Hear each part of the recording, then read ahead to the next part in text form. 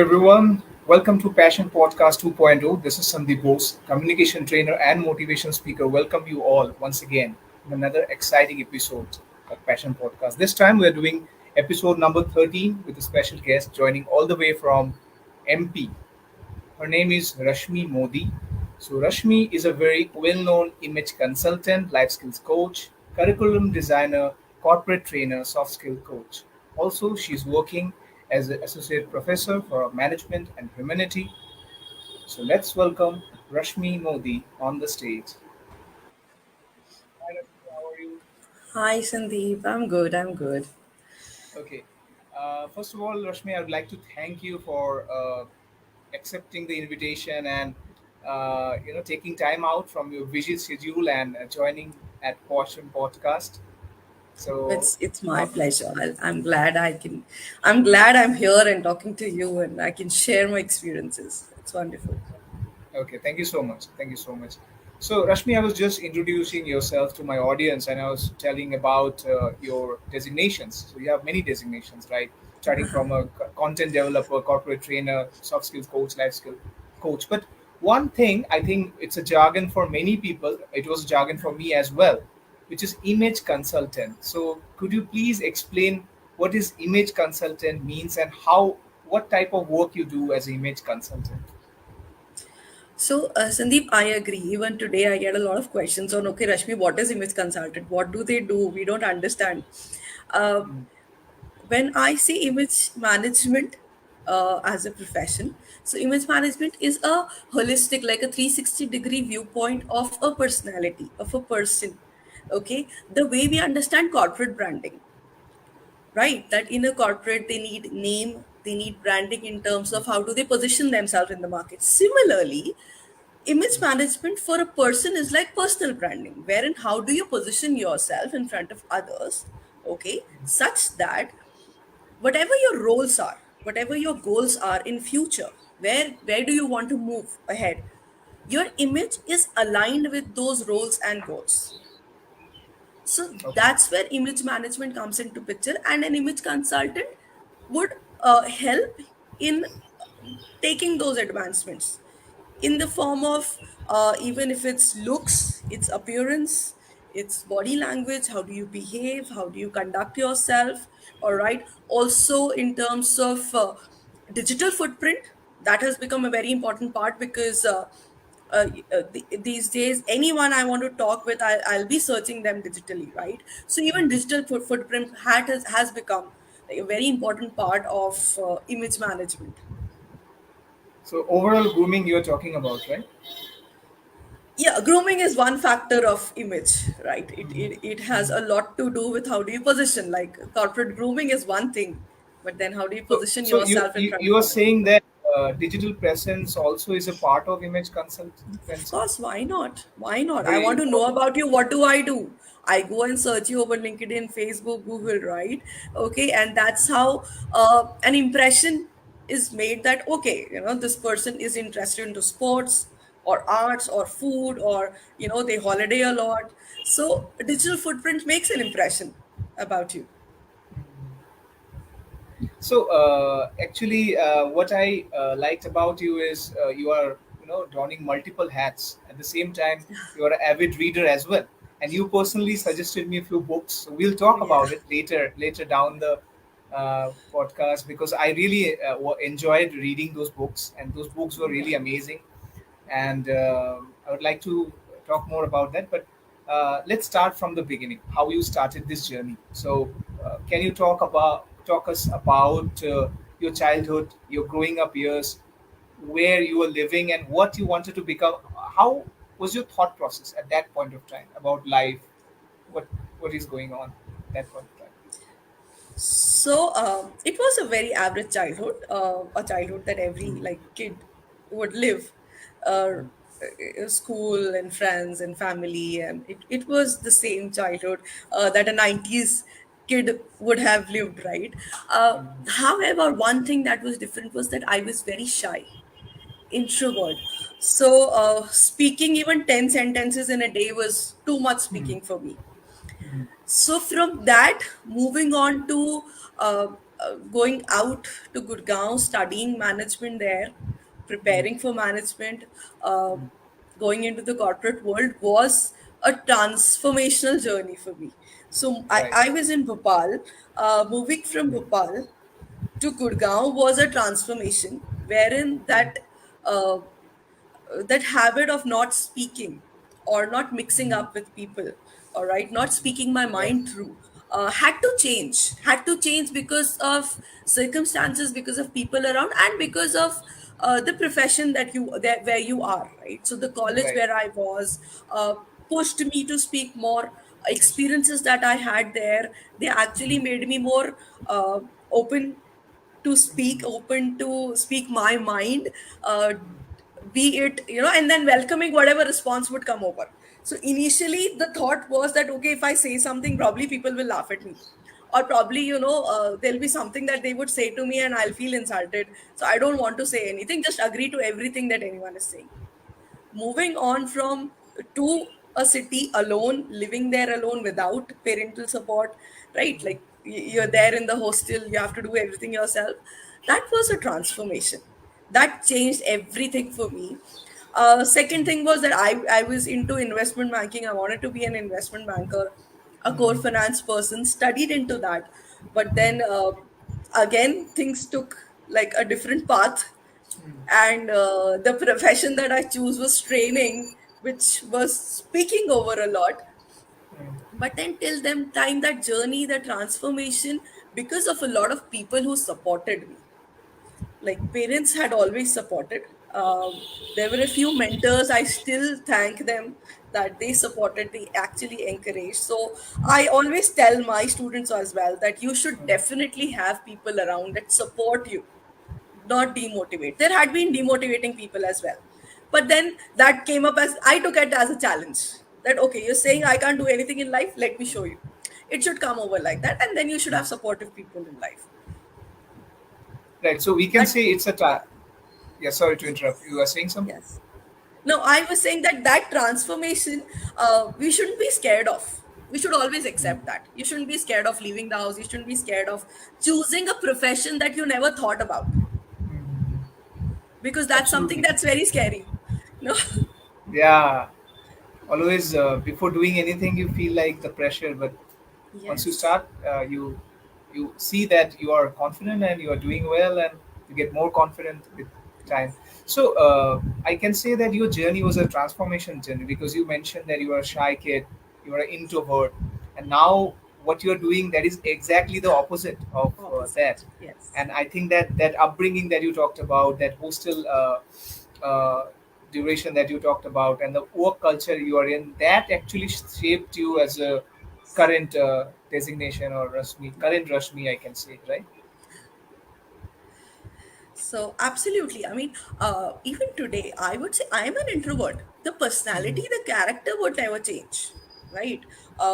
Keep me into a social meeting, like take me to a party. I might not speak to a lot of people, I would still be closed. However, now professionally or wherever I should be speaking, I'm not shy, then I would speak up. So, introvert doesn't mean that I can't speak. Introvert doesn't mean that I lack confidence or I am arrogant. An introvert person is a characteristic.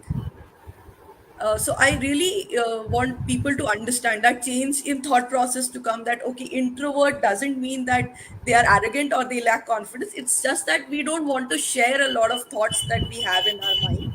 We might Yeah. probably select them and then talk to them, to a selective few people. So that's being an introvert. It has nothing to do with our character, it has nothing to do with our mindset, it has nothing to do with what do I think about myself. Right. So now I am to bring that aspect of book reading, and I believe that you yourself an avid reader. So while growing up, did you have any reference point, like somebody gave you some books, or you were inspired by somebody that, okay, I want to read as well, and I want to develop my skills, my knowledge? How this habit started of book reading? So both my parents are an avid reader. They would read a lot. Uh, Mm. that's when, they handed over books, storybooks, small short story books to us. And the good part was, it was never like, I studied in a convent school, but it was not that you have to read only English or only Hindi. It was a mix up of both the languages. So thanks to that, I am affluent in both the languages right now. So both, any language, they would give us books, lots of books in the house. So when you're surrounded by that environment, no, you ultimately one day you would pick it up and, okay, let me check what's happening here, right? What's going on? Then yes, what is it? Why is it so interesting that my house is full of books, right?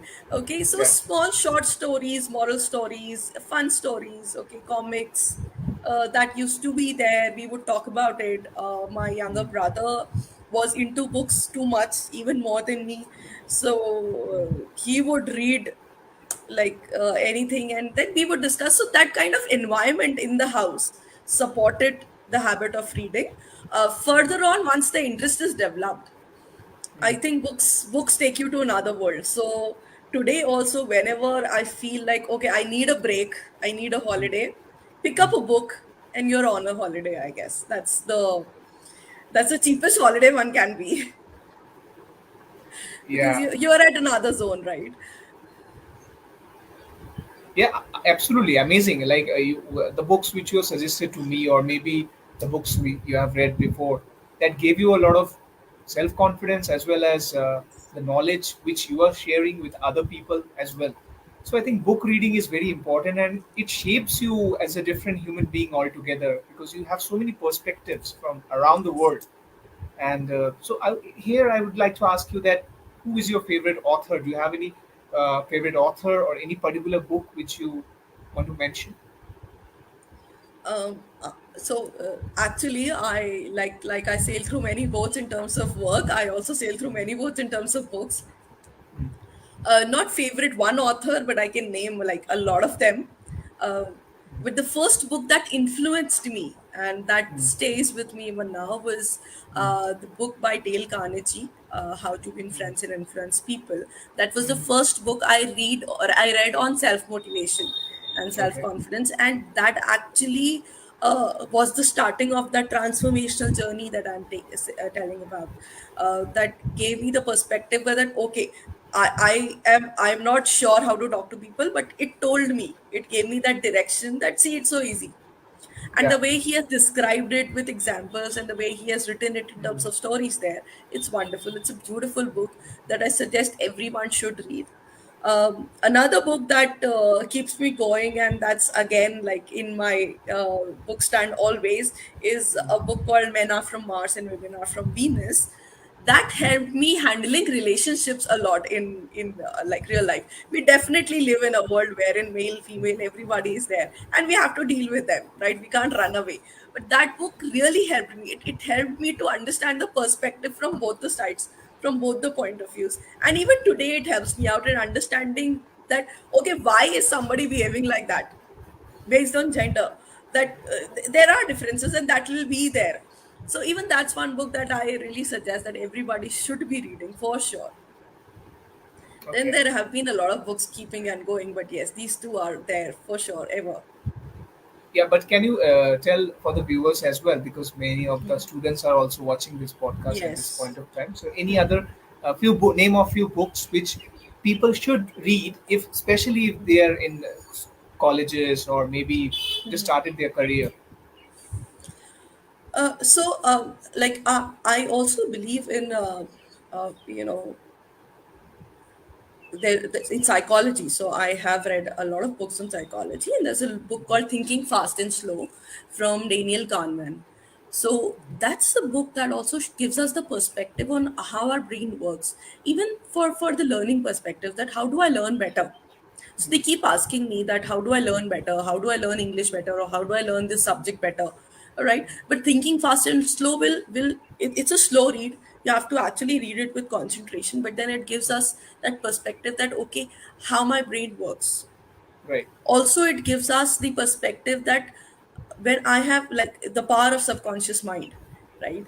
So there Right, is a right. book called Power of Subconscious Mind, and even Dr. this book Murphy. it tells us, yes, absolutely. Even this book, even Daniel Kahneman has talked about it, that how what we think will happen, because then we have uh, true trust on it, right? So that's a book that I suggest. There are a lot of books. I also suggest a book from Alan and Barbara Pease.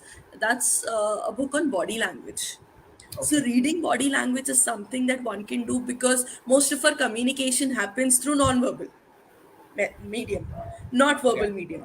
So reading that book from the perspective of knowing how to use my body language, but also more from the perspective of how do I read others' body language and understand what do they mean, Right.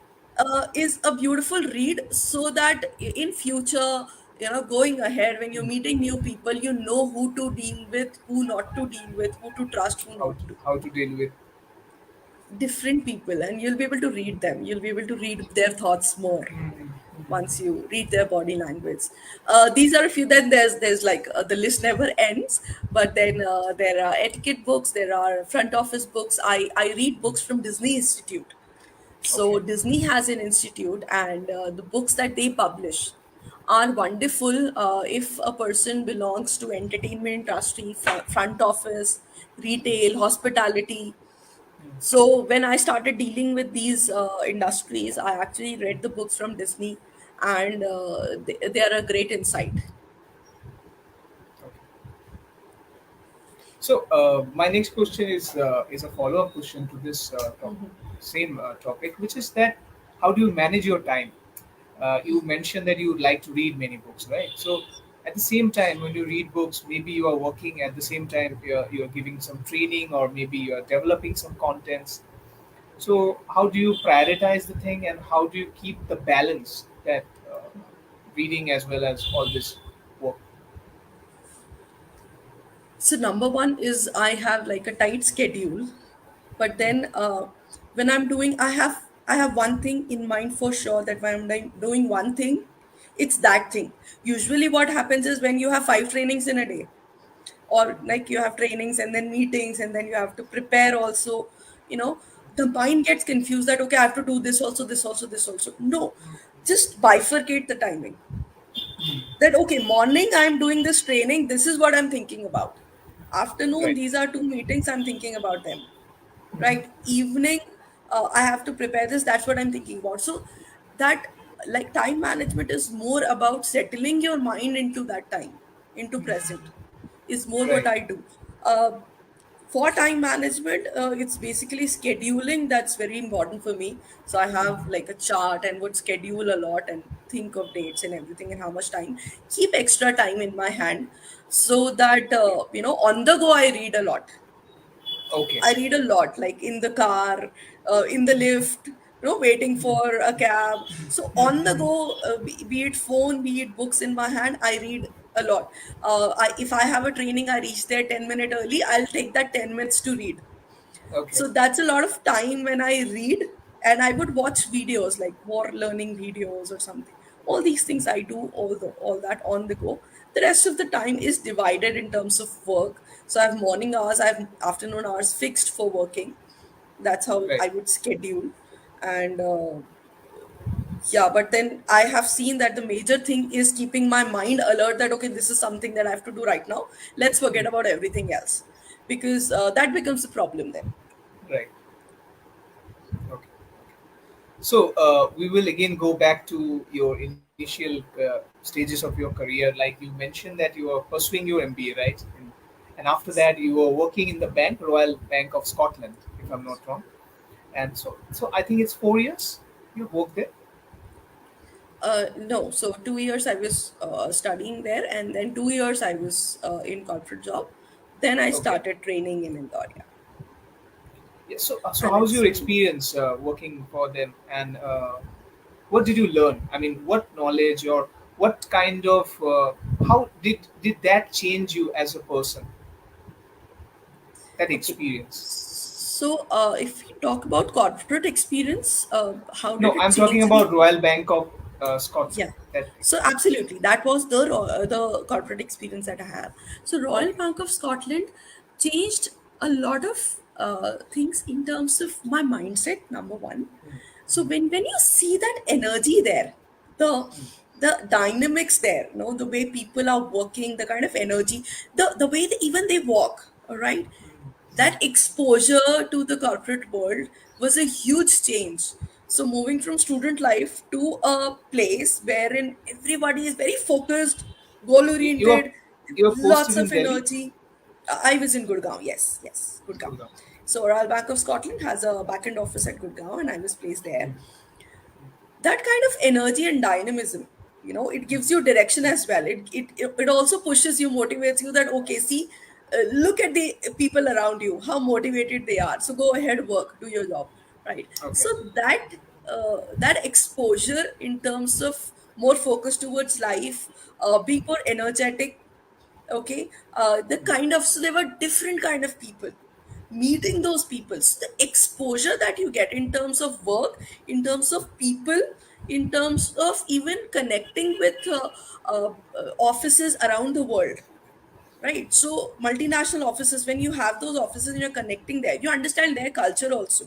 When you have Right. people coming down from other countries, you're going there, you understand their culture. So all that, at the initial stages of career, it changed a lot in terms of perspective that I formed, in terms of open-mindedness that was there, right? Accepting everyone as they are.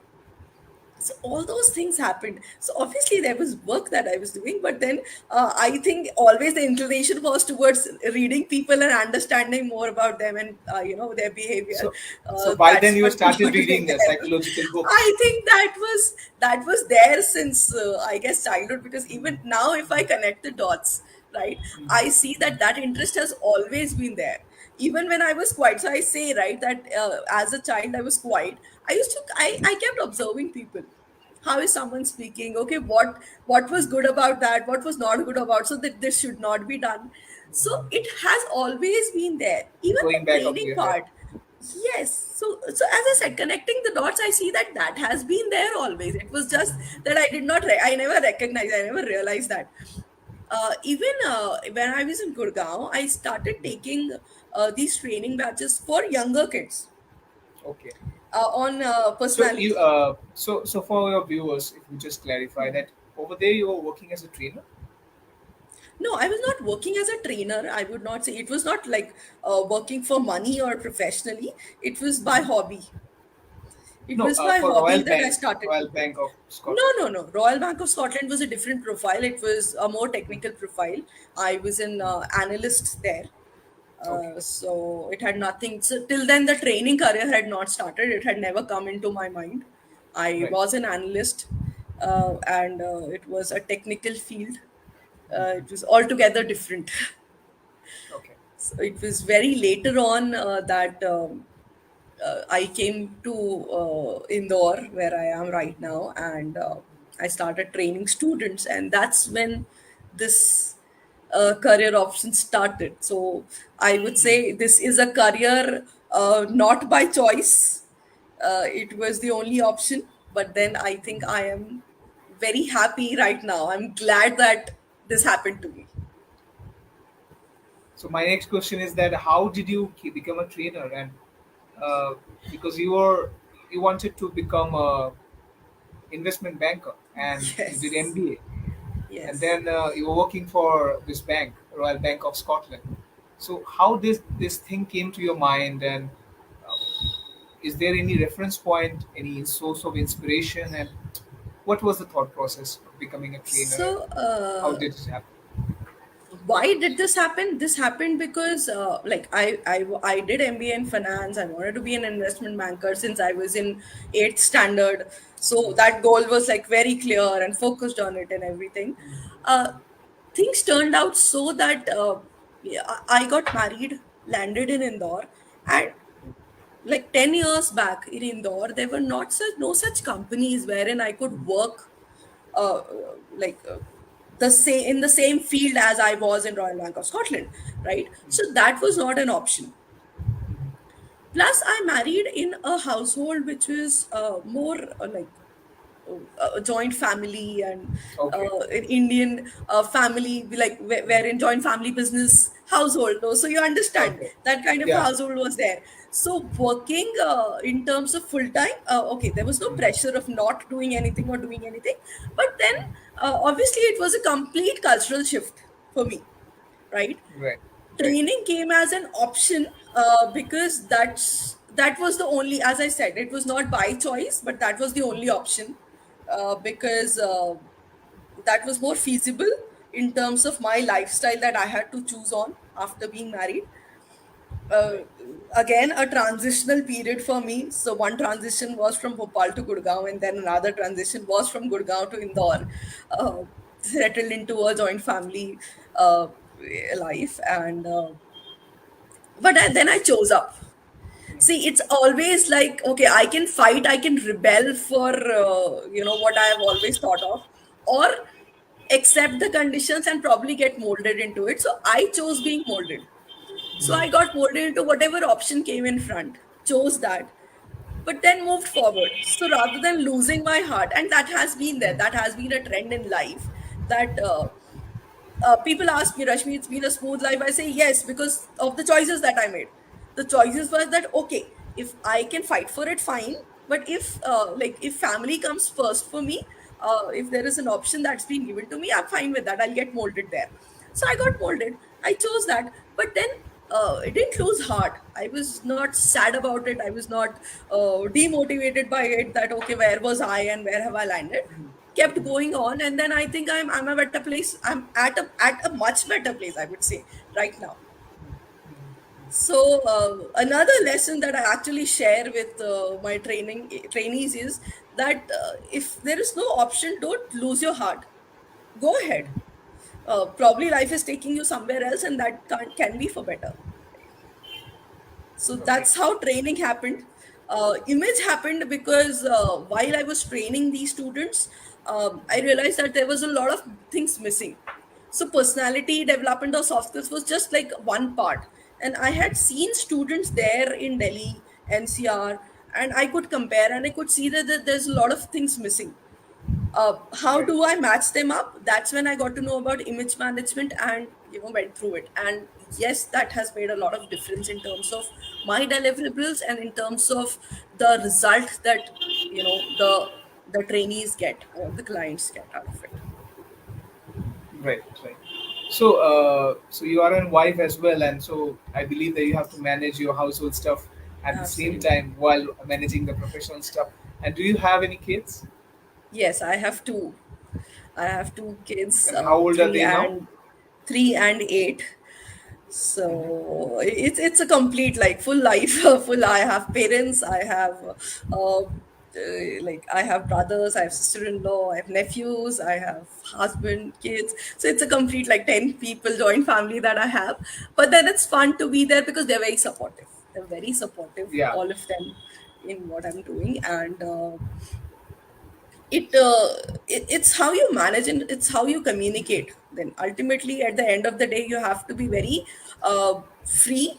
You have to communicate well with them, so that that management, and there should not be no tiff in terms of, okay, this is what I want to do, whatever you think. That should not happen.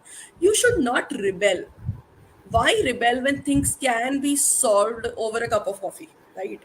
So yes, it's I manage between family and work also, and I think pretty well because of the clear communication that's there with everyone. Right. So even the So, so 3-year-old knows that, okay, she has to work right now, so I can't disturb. So that communication, you should not never lie that, or just disappear from the house. It should be clear that, okay, see, this is my work, I have to do it, so you can't disturb. That communication has to be there, very clear cut. right. So we are almost on the end of the podcast, but there are few questions which I'd like to ask you because you have such a variety of experience over the years. So you mentioned that you have small kids, right? So Yeah. again, managing kids, managing a household at the same time, you are into multiple roles, right? So what happens in a normal family? And normal, why I'm saying normal, because most of the families, they are having this kind of situation where Yes. there is a woman who is a housewife and maybe taking care of the house and raising child, and the Yeah. husband is working in the office, right? So it's not easy, right? Being a Hmm. mother and then managing and then you are working. So your thought process is going. You have a different thought process, and your mind is getting distracted because of the many reasons. How do you deal with this situation? How do you deal with this problem? And how do you keep yourself, fit at the same time, mentally and physically? So there are a lot of things in this. Number one is that as I said, clear communication, very clear that whenever I'm scheduled to go somewhere, whenever I'm scheduled to work, that schedule is always shared with the family. That every morning I would get up and tell them that today, from 8 o'clock to 11 o'clock, I am not in the house. Okay. So when you say that, no, the others around, if they're supportive. So as I said, first thing, thankfully, my family is very supportive. Each one of them. Okay. So as soon as that communication is there, they know that, okay, this is the timeline wherein we have to manage these things, right? Take my place, right? Yeah. So that clear communication has to be there for sure with everyone. Second thing is when you say that, disruption of mind, wherein there are kids playing in the house and you have to work also, and then there is family also, and they have expectations. So all that is there again. It's the power of your mind, it's the willpower that makes you focus on one thing. So you really have to decide that, okay, this 1 hour I'm giving myself, this 1 hour I'll just work and focus. Before half an hour before that, I'll play with the kids. So I've given them time. After this, I'll spend time with the family. I'll talk to them whatever they want. If I know that, okay, my evenings are going to be busy, I spend time with them in the morning.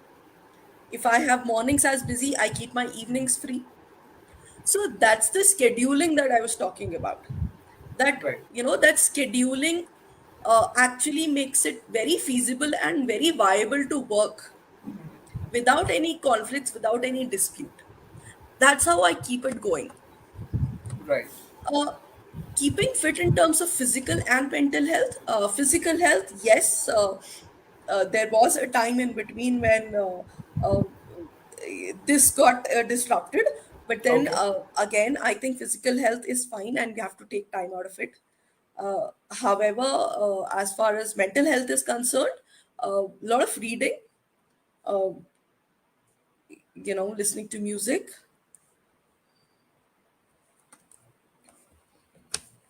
Yeah, yeah. I can hear you. Yeah. Yeah. Okay, wonderful.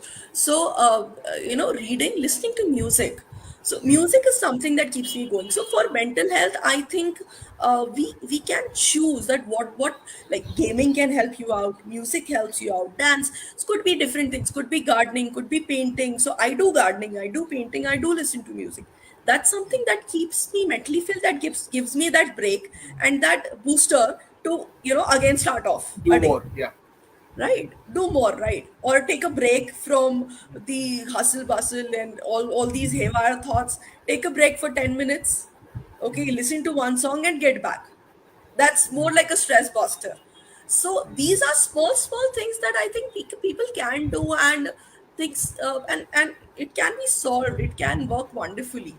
Just go have a coffee, come back, okay, take that 10-minute break, but that is necessary.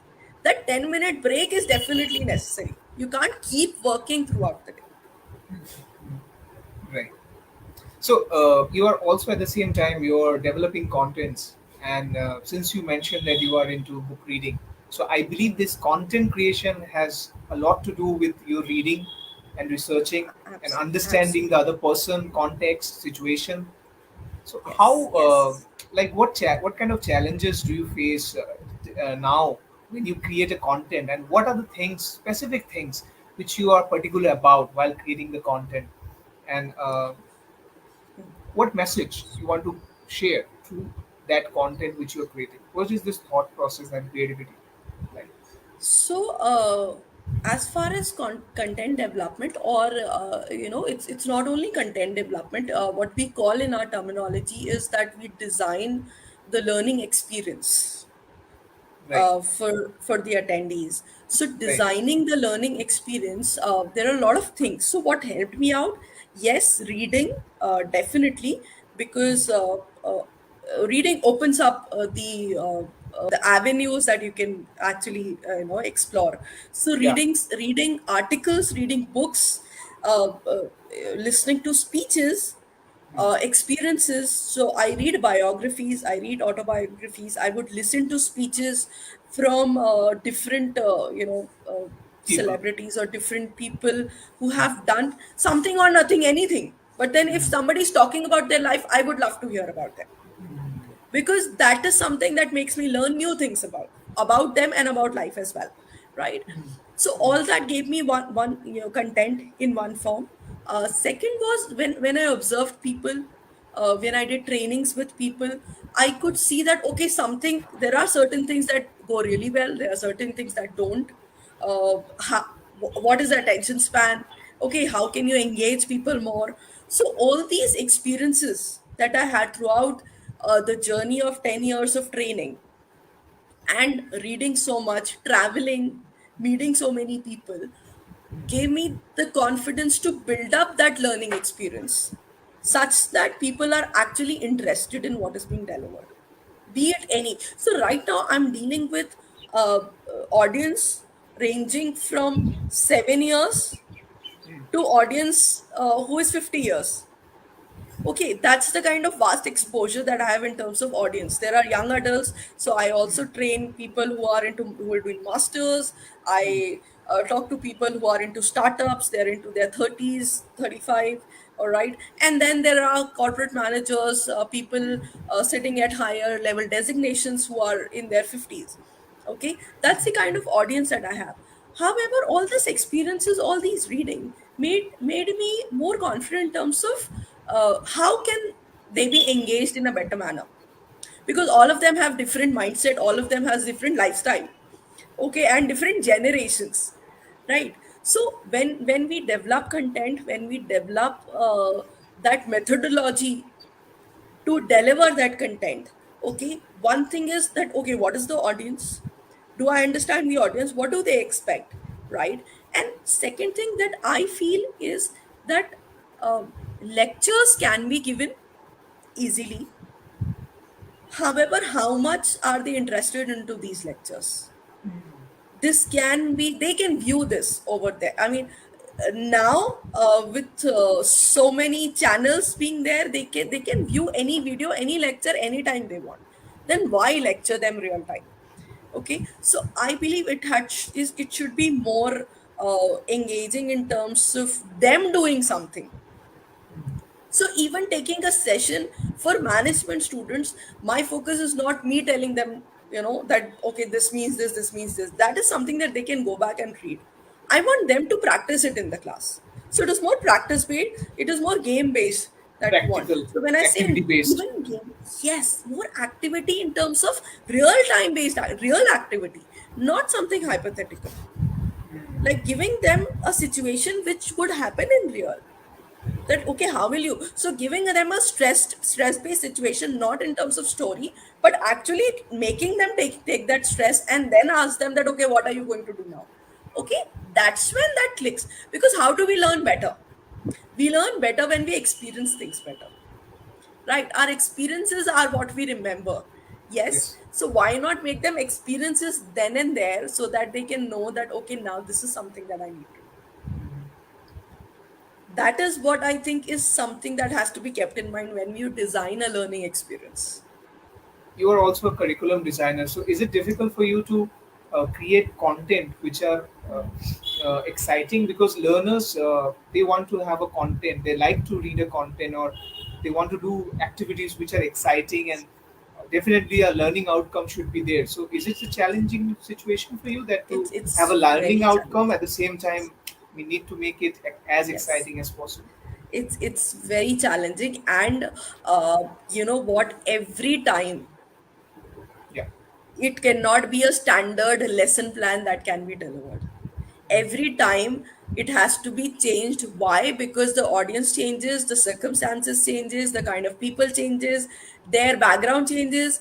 So when people approach me and ask that, okay, Rashmi, do you have like a lesson plan for this? I say no.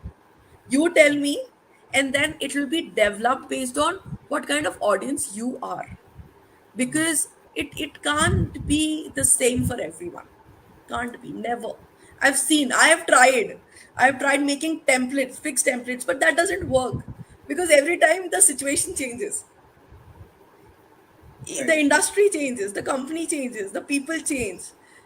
So it's really challenging. It's very challenging, it takes a lot of time, but then when it gets delivered and the results are seen, it's a wonderful experience. Fulfilling experience. Yeah. Yes. So we are going to end this podcast, but it was really exciting and glad. I'm really glad that you're sharing so many insights. Same So here. yeah, thank you so much. And so, any message you would like to give to the teenagers? Because uh, I think all of them will watch, but most of the people who are will be watching this or watching this right now, they are teenagers. So, any message you want to give to them who have dreams, who wants to Yeah. do something, achieve something in life, especially women's, because you are a woman yourself, so you have achieved something in your life. Now you are going to inspire many other women from small cities or maybe rural areas. Okay, Yeah. so this podcast will go to different areas of the country. So, Yes. Mhm. what message you want to tell to all the budding teenagers, young aspirants who are watching this? So it was my school motto, and I really believe in it. It says, "Let your light shine," and that is something that I always tell the younger kids, that let your light shine. Just go ahead, do what you believe in, choose a passion.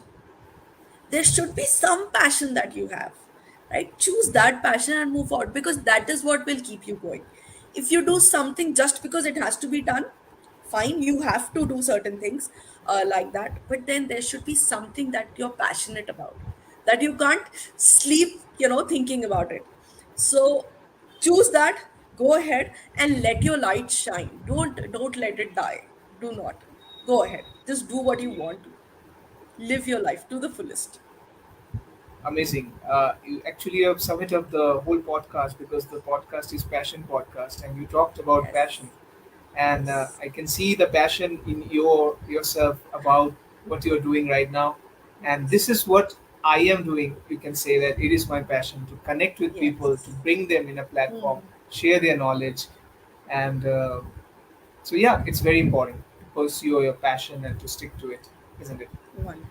So, on that note, Rashmi, I would like to thank you once again for joining today and taking a time out from your hectic and busy schedule and enriching the podcast to another level.